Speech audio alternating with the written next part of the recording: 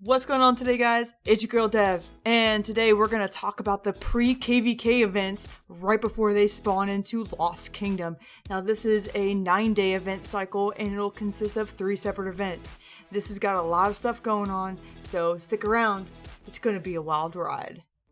Alright, so the first thing that you're going to see spawn on your map are Marauders. These look very similar to how Lohar spawns on your map after you spawn like a Lohar buckler. These are Marauders. They're much different and they spawn randomly on your map. I actually decided to do something differently than most other people. I teleport to Zone 1 and I start sending my marches out waiting for these things to spawn. They'll start spawning in Zone 1 and Zone 2. Zone 3 is very crowded because everybody's up there for those resource nodes, so spawning in other zones is much faster and efficient.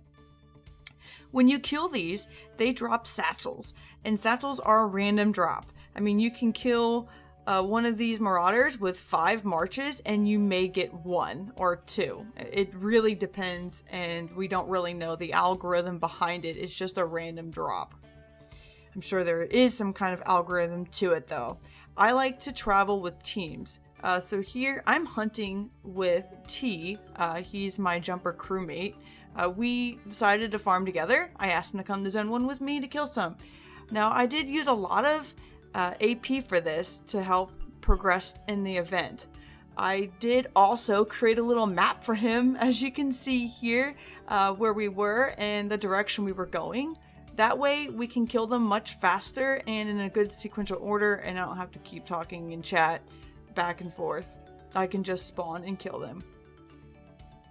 Now, when you kill them, of course, like I mentioned, you get satchels. And the satchels you open later, as you'll see in this video, and they'll drop parchment paper. And the parchment paper is used to open chests. When you open the chest, you get points. So in order to get points, you have to kill. In order to get points, you need to open chests. To make chests, you need to get parchment paper, 7 of them. Before that, in order to get the parchment paper, you need to open satchels. To get satchels, you kill Marauders. You see the cycle? You have to kill Marauders to get the satchels. The satchels give you the paper. The paper combined to give you chests. Chests give you points. That's how the system works. Now, let me show you how it is when you open the satchels. Okay, so here I have 186 satchels. And what I'm going to do is I'm going to only open 150 of them at a time. I feel like I get more if I do it that way, but it really doesn't matter. You can open them all at once. You can open them in pieces individually. Yeah, it doesn't really matter. And here you can see me turning the papers in that I do have. So I had quite a lot, as you can see. My points, I'm only getting 7,000 points per chest I receive. And you have to have all 7 pieces in order to do this. Alright, so you'll get to a point where you run out of parchment paper and now you're missing. I have 16 of one and only 1, and I'm missing Temple. So it's really interesting that there's something in the algorithm that drops. I don't really know. No one really knows. But anyways, you can trade. So don't worry if you have an excessive amount. You can trade them with your alliance members. See what they need and what you're going to get. So there's 2 sides of it. One is what you need and one is what you're going to get. And you can offer in alliance chat, say, hey, I need this. And then other people will say, hey, I have this and I can trade you. A lot of people do this from like a farm account. So they'll kill a ton of these, of Marauders, and they'll get a ton of parchment papers. And then they'll join one of the top alliances and trade everything they have to help the alliance members maximize their reward. I mean, that's a pretty awesome idea, right? Well, it happened. A lot of our alliance members did this. I did this on my farm account. I did the same thing. I killed a bunch of them, and then I came over to my main account and I traded with what I had. And you can put whatever you need. So here, you select what you need and you trade something that you have a lot of. And now you can just sit back and wait for somebody to give you what they have. Okay. So I just covered the first event, which is killing Marauders. The second event is troop training. I don't have any footage of troop training because I don't train mass amounts of troops for this. I did have a couple of reserves already in place and went ahead and sped those up a little bit, but that is it. I don't push hard in this event because I feel like this is more for your T5 whale heavy spending players, because they want those legendary commander sculptors that you're gonna get at the very end of this event. And what this also does is those T5 whale spending players are gonna help push your kingdom further up the ranking, because the ranking for this event at the Pre-KvK events is really important, because it's really going to set you up for how KvK is going to go. So for our kingdom, we were pushing for rank 5, which is a 3% boost in troop training. We train a crap ton of troops to fight because we are fighters. Now for the kingdom, what I do, since I don't do troop training, I actually give titles. So I wait for kingdom buffs to come and I give out titles during that 4-hour time period, because I feel like that's how I can support my kingdom. I don't troop train, so I give titles. Alright, so the last stage of the Pre-KvK events is Marauder Encampments. Now, each encampment will spawn randomly across the map. I did speed this up a little bit because there was so much going on. Now, every member that joins on a fort is 10k points. Okay, so it doesn't go up by thousands, it doesn't go up by ones, it goes up by 10k. The best way to do it is to spread your alliance out across the map, so that way you can run multiple rallies at the same time, and it's a lot faster if you're trying to increase your points extremely quickly. Another way to do it is only putting a troop cap on your rallies and 50k troops per rally per person. Now, with that being said, I'm going to show you over the next few minutes what it is like when the point score is so close and you're trying to coordinate to get 5th place. Okay, so as you can see here, I'm rank 999, or it's equivalent to being over 1,000 points. Now, that's actually quite a lot because I was really low before. And we are also rank 8, but look how close this score is. I mean, to the next place, it's like 500,000 points, which is equivalent to 50 people in one rally, or 5 rallies with 10 people, however you want to do the math. But either way, we have 2 hours to get 5th. Now the question is, can we do it?